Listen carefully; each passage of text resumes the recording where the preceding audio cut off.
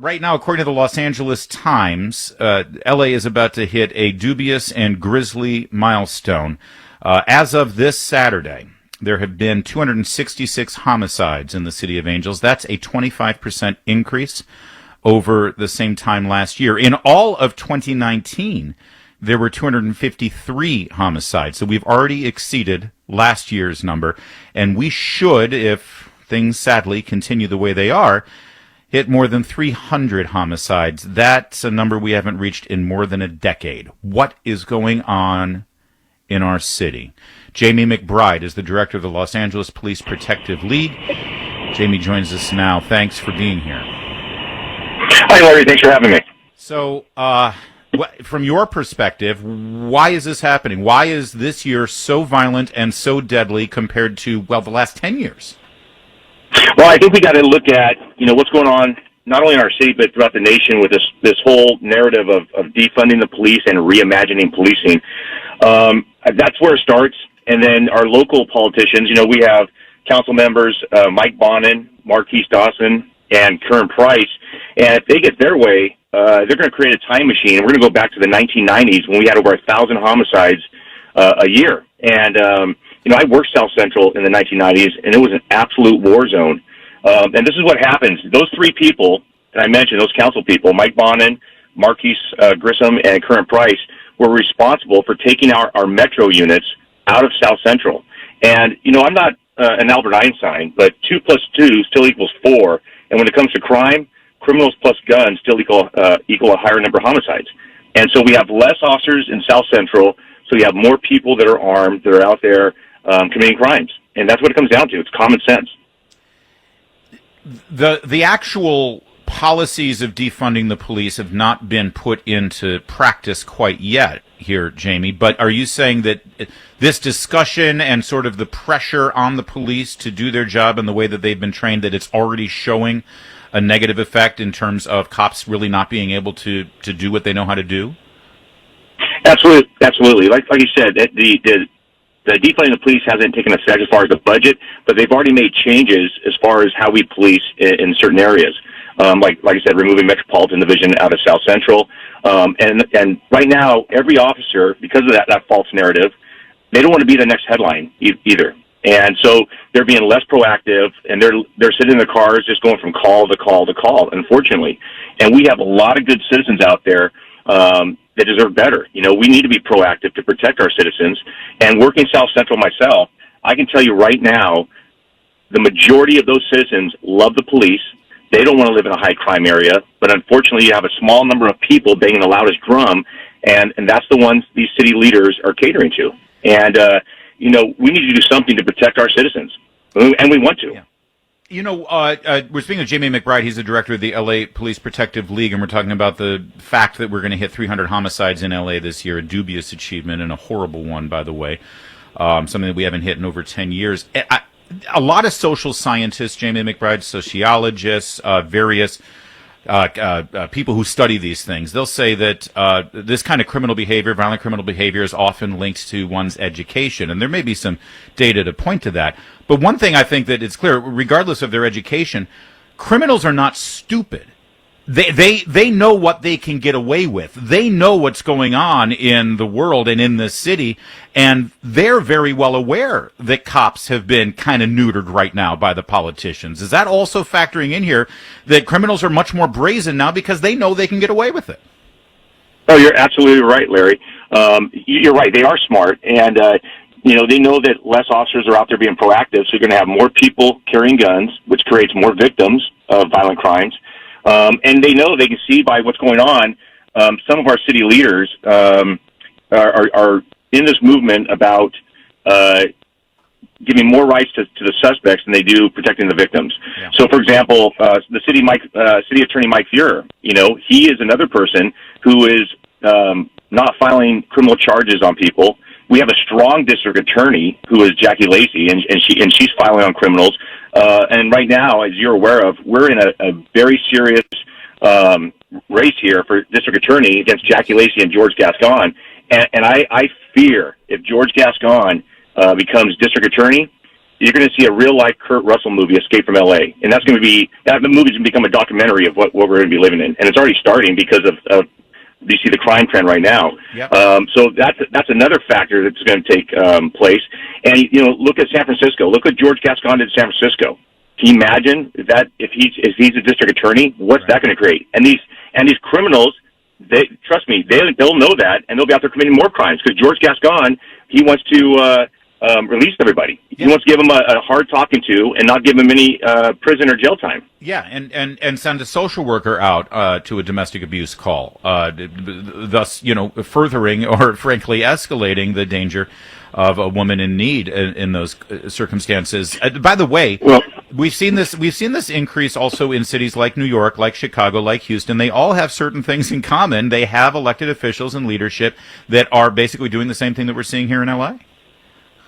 Right. And to go back to what you said about having social workers handle radio calls, I've been a police officer in Los Angeles for 30 years, and some of our most dangerous calls are the ones you don't think are dangerous. And we have, unfortunately, members of the Los Angeles Police Department that have been seriously injured or killed on those very calls. And, talk about the homicide rate. Can you imagine how much more the homicide rate's going to go up when these unarmed people are going to go and try to handle these radio calls? Yes, it's crazy. Well, I mean, just to think about that. Yeah. I mean, you raised the issue of Metro. I mean, just this weekend we had a stabbing of a Metro Transit Authority worker, and that's what happens when you create this vacuum where we don't have any patrol or any uniforms down there. Right, and there's we had a shooting last week, an officer-involved shooting in Topanga Division, and it was a trespass call. And the officer showed up, knocked on the door of the hotel room. And that's a nonviolent, low-grade call that would probably be in Marquise Grissom or Marquise Dawson and Mike Bonin's eyes. They'd have unarmed people to respond to. And guess what happened? The officers knocked on the door. The person inside stuck a gun out the door, just like that, without warning. So it's scary. And like I said, our citizens in Los Angeles deserve better from our city leaders, and we're not getting it. Chief Moore was doing a great job during the first few days of the civil unrest recently, and until Mayor Garcetti pulled him back. And that's the difference between an appointed chief and an elected official. Okay? Yeah. So, we need a chief that's able to police his department and run it as it should be, which Chief Moore was doing up until a few days into the riots, and then Mayor Garcetti pulled him back and started controlling everything. And then you saw what happened. We got businesses looted, burned down, and we could have stopped a lot of that. We couldn't control. I'm not saying we would have stopped everything, but we could have controlled a lot of that. And unfortunately, with these city leaders we have, we can't do it. Our hands are tied. By the way, I'd love to have. I'd much prefer Marquise Grissom as one of our city councilmen. Let's face it, he knows the city. He played for the Dodgers for a few years there. Let's get him back here. We're speaking with. Hey, we're in the World Series. I got to throw a little. The Dodgers, absolutely. Jamie McBride is our guest. He's the director of the LA Police Protective League. Where things at my greater concern here also is in terms of how the elected officials get in the way of good policing and inject themselves and insert themselves into tried and true policing tactics that, frankly, Los Angeles has been in the forefront of over the last 20 years. Where you have come from the Rodney King years is an incredible achievement, and now here they are meddling even more.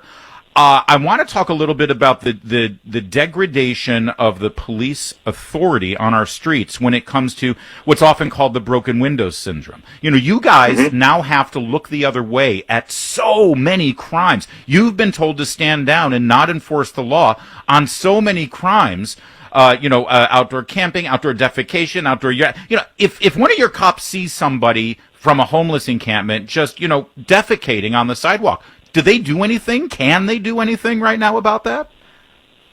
You know what? Even if they did do anything, nobody's going to prosecute. It's going to be a city attorney reject under Mike Fear's office. Our hands are completely tied when it comes to the homeless issue. And unfortunately, that's a quality of life issue for everybody in Los Angeles.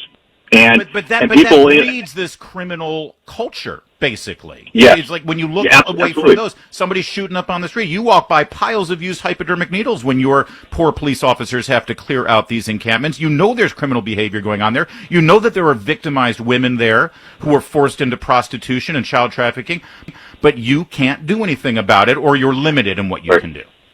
Right, and let's not forget though, what started this a couple of years ago was actually George Gascon and Proposition 47, and now we're feeling the effects of that as well, right?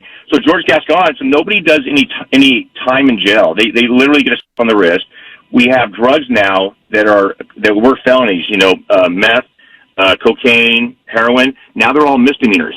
So what's happening now is you have people that are homeless or live out of their cars that are drug addicts, and they're coming to California now. And when you talk to them, they say, well, yeah, because it's only a misdemeanor here now. So it's better than going to the states they came from where they're felonies. So now we're getting all this extra baggage because of people like George Gascon and his propositions that he pushed forward and got passed.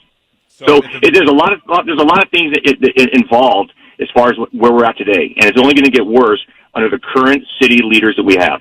That's right. And the first chance people have to actually make a difference here, really, and it would be a resounding difference, is to prevent George Gascon from rising to the level of Los Angeles County District Attorney. If people are fed up, if people want to stop this hemorrhaging and maybe start to make a 180 and go back where we belong with regard to policing and actually enforcing our laws and being serious about criminal behavior, they got to keep Jackie Lacey in that position at this point. That's really that wouldn't that send the most resounding message right now?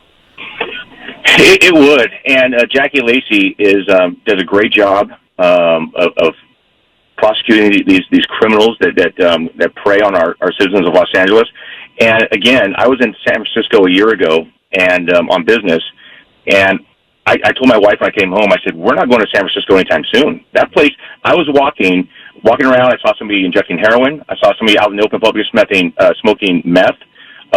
There's defecation, disaster zones everywhere. Yep. I mean, it's just, and I just read the other day that you got Walgreens closing their shop in San Francisco because people walk in and steal stuff and walk right out, and they can't do anything because San Francisco police is not arresting these people, which is going to be the same thing that's going on here in Los Angeles. It's pretty simple. So, we've known how to police cities for centuries now, and I don't know why we need to reinvent these things. But listen, it's going to reach a breaking point, and then the people will rise up, and we will get law and order back. I just feel horrible about the people who basically are being sacrificed on these experiments right now as we are going to reach a 300 murder milestone in this city.